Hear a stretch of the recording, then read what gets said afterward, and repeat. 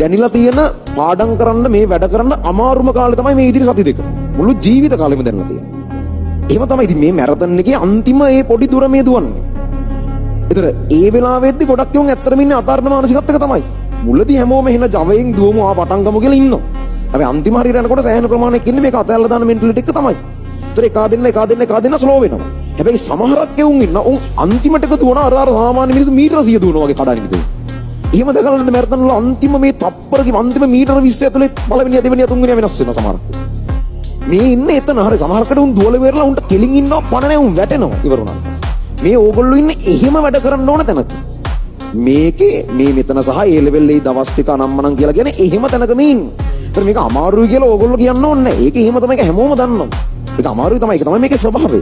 හැබැයි මේක ඇතුලේ දේවල් ගොඩක් වෙනස් වෙනවා. මේක දේවල් වෙනස් නොවන තැනක් නෙමෙයි.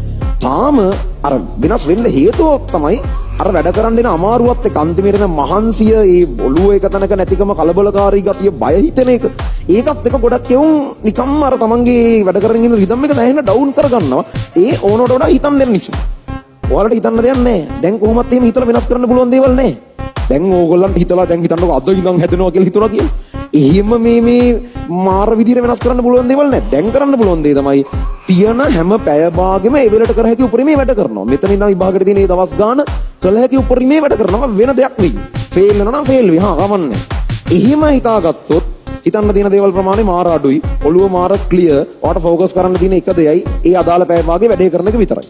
එහෙම කරගෙන යන්න ඕගොල්ලන්ට අන්තිමේට සමහරක් විට හිතන්නේවත් නැති දැනට තියෙන කිසිම ලකුණකට යන්තම්වත් අනුමානවත් කරන්න බැරි විදිහේ රිසල්ට්ස් ඒ ලෙවල් වලින් එන්න පුළුවන්.